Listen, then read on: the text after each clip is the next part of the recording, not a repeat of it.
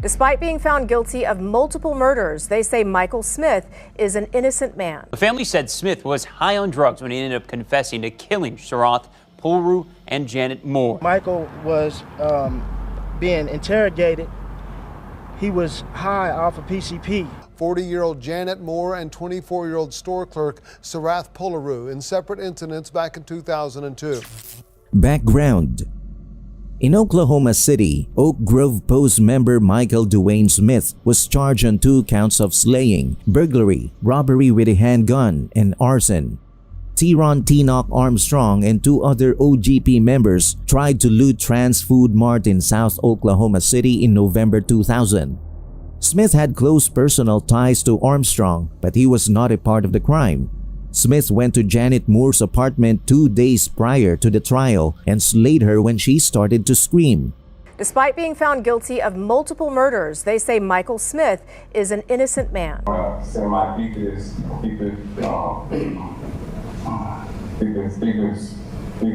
His sudden death in such a violent manner has affected our family's lives every day since. Hearing on Wednesday, however, the AG is urging the Pardon and Parole Board to keep Smith on death row. He then proceeded to the AZ Mart, where he stole money from the register, used lighter fluid to start fires throughout the store, and shot 2 pistols into Sharath Pulru, the on-duty cashier.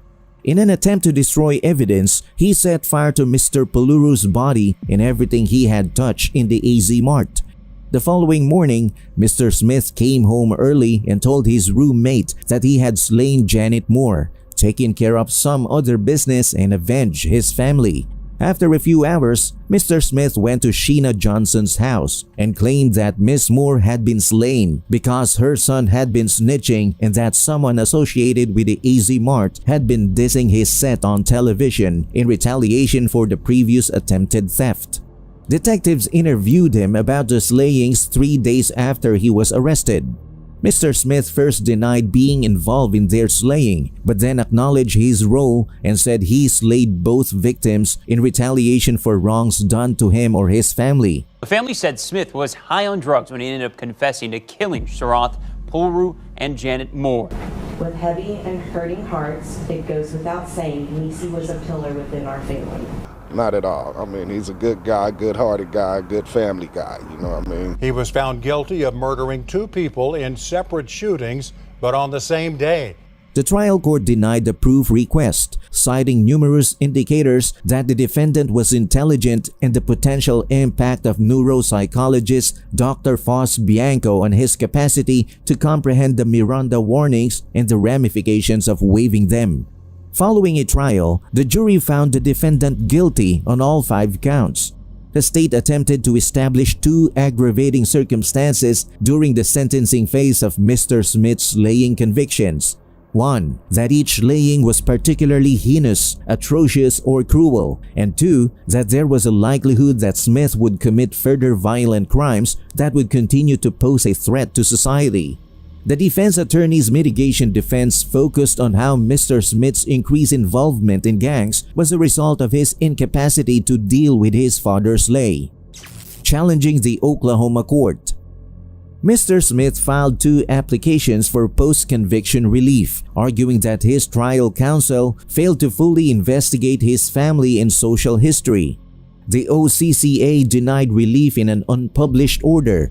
He then petitioned the federal district court for a writ of habeas corpus, arguing he was intellectually disabled and ineligible for the ending penalty under Atkins versus Virginia. The district court denied his second application. Smith sought a certificate of appealability, which was granted on 4 issues. The OCCA found the underlying claim of intellectual disability without merit, and the substantive issue was waived for failure to timely raise it. The court proceeded directly to the merits, as federal habeas review is generally barred where the prisoner defaulted his federal claims in state court. Mr. Smith is challenging the Oklahoma Court of Appeals' rejection of his intellectual disability claim, which he claims is contrary to Atkins versus Virginia.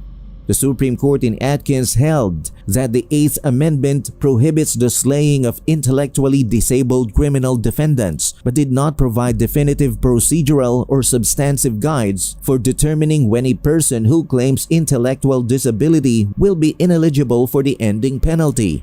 Evan, that's right. We heard from an emotional Michael Smith himself who says he didn't do it. April 4th is the date that they will kill my cousin. 40-year-old Janet Moore and 24-year-old store clerk Sarath Polaru in separate incidents back in 2002. Michael was being interrogated. He was high off of PCP.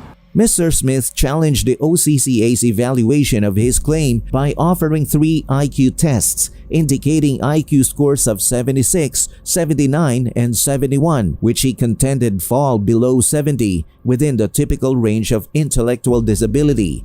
The OCCA rejected this argument, concluded that the Flynn effect is not a relevant consideration in the mental retardation determination for capital defendants.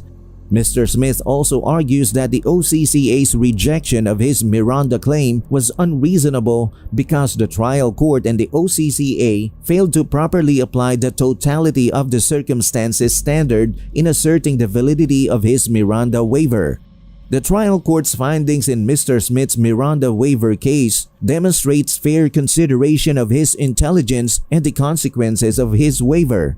Mr. Smith also challenges the trial counsel's ineffective assistance in the investigation and presentation of mitigating evidence in the penalty phase of his trial.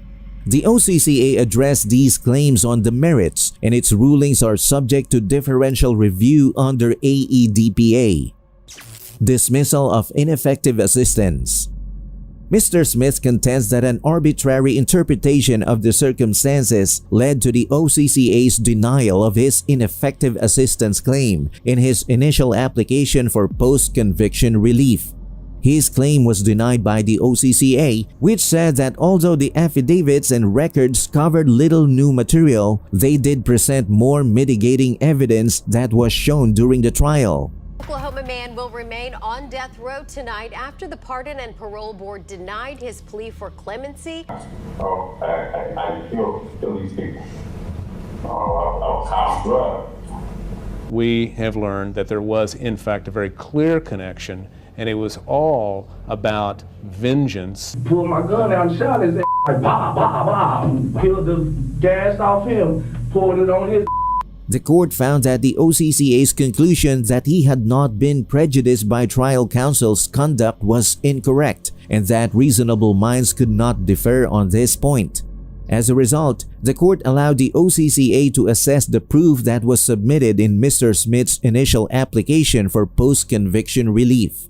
In addition, Mr. Smith contested the OCCA's dismissal of the allegation that his trial attorney was incompetent for failing to provide proof of his diminished IQ as a result of long-term PCP usage and organic brain damage.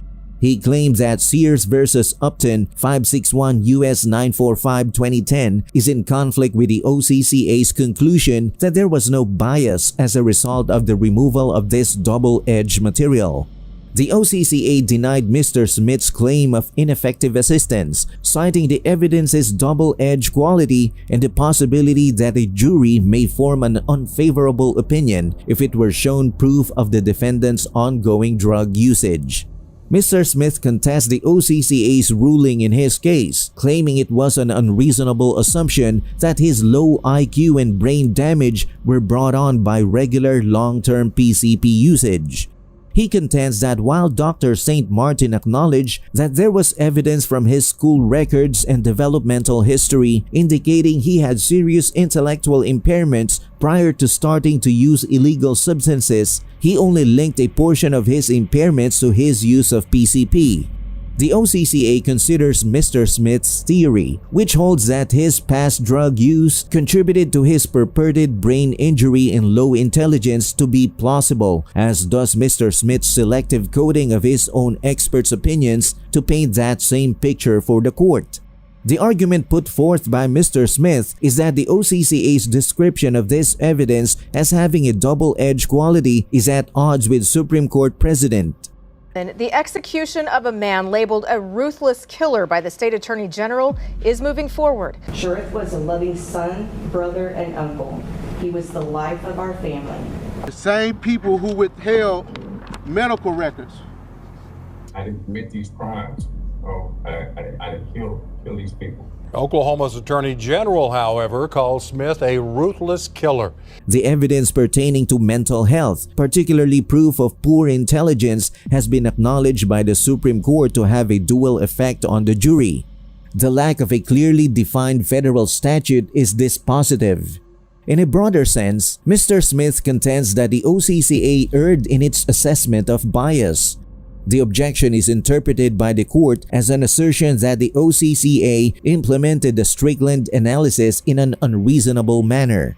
Mr. Smith does not, however, provide an explanation for how the jury was presented with the aggravating edge of the evidence that drug abuse was the source of or worsening of his brain damage in a way that it made irrational for the OCCA to determine that the evidence was more likely to do more harm than good. It was irrational for the OCCA to apply Strickland in the absence of such a showing. Rescheduling. Oklahoma has rescheduled the slaying of Michael Smith from Thursday, July 6, 2023 to April 4, 2024. Slayings are carried out at 10 a.m. local time at the Oklahoma State Penitentiary in McAlester, Oklahoma. 40-year-old Michael is convicted of slaying 40-year-old Janet Moore and 24-year-old Sarah Babu Puluru on February 22, 2002 in Oklahoma City, Oklahoma. Michael has spent the last 19 years of his life on an ending row in Oklahoma. Michael Smith's slaying date has been rescheduled at the request of Oklahoma Attorney General Gentner Drummond. Drummond requested that several of the upcoming scheduled slayings in Oklahoma be rescheduled to allow more time between slayings. Oklahoma's Department of Corrections is currently understaffed and preparing for an ending is time-intensive. That's all for this video, folks. See you next time.